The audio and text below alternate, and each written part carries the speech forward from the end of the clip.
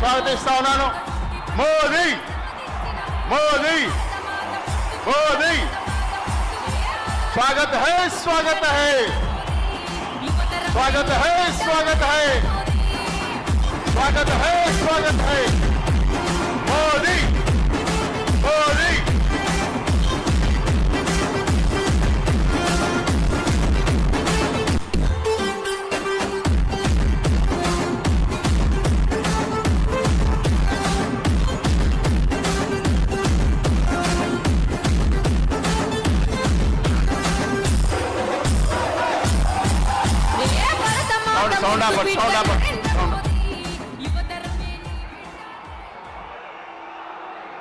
మన ప్రియతమ నాయకులు ప్రధానమంత్రి మోదీ గారిని రాష్ట్ర అధ్యక్షులు ఎన్ రామచంద్రరావు గారిని సన్మానించవలసిగా కోరుతా ఉన్నాం.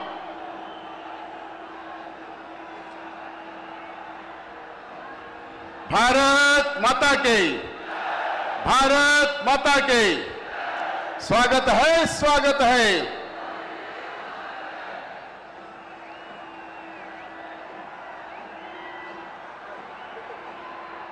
వారిని పెద్దలు రామచంద్ర గారు సన్మానిస్తారు. కిషన్ రెడ్డి గారు మరియు బండి సంజయ్ గారు ఈటెల రాజేందర్ గారు కూడా వారిని సన్మానించడం జరుగుతూ ఉంది. వారికి తెలంగాణ డప్పు కూడా ఇవ్వడం జరిగింది. మన దళిత నాయకుడు అశోక్ గారు వారికి ఒక డప్పు ఇవ్వడం జరుగుతుంది. భారత్ మాతా కి భారత్ మాతా కి स्वागत है स्वागत है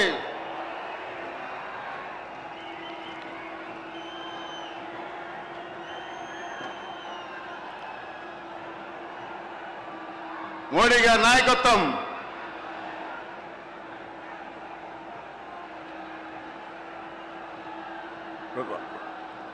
రాష్ట్ర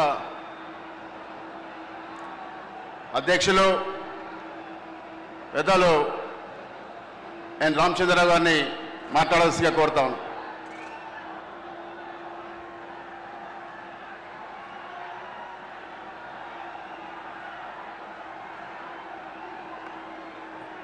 మన భారత ప్రధాని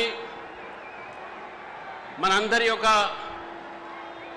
నాయకుడు, ప్రపంచంలోనే అతిపెద్ద నాయకుడుగా పేరు పొందినటువంటి శ్రీ నరేంద్ర మోదీ గారికి,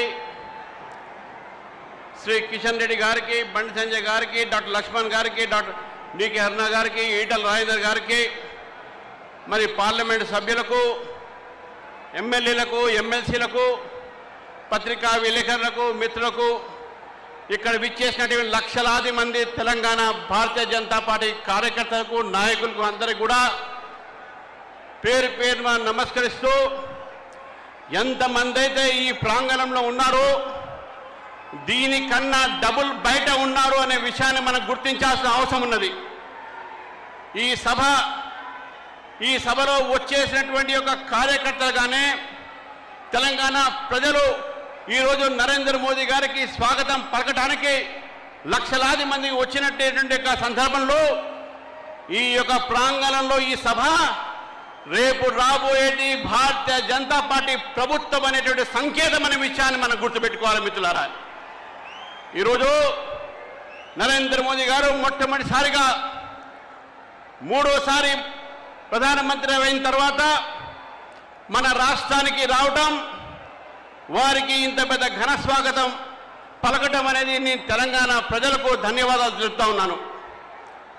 నరేంద్ర మోదీ గారికి తెలంగాణతోని వారికి చాలా అనుబంధం.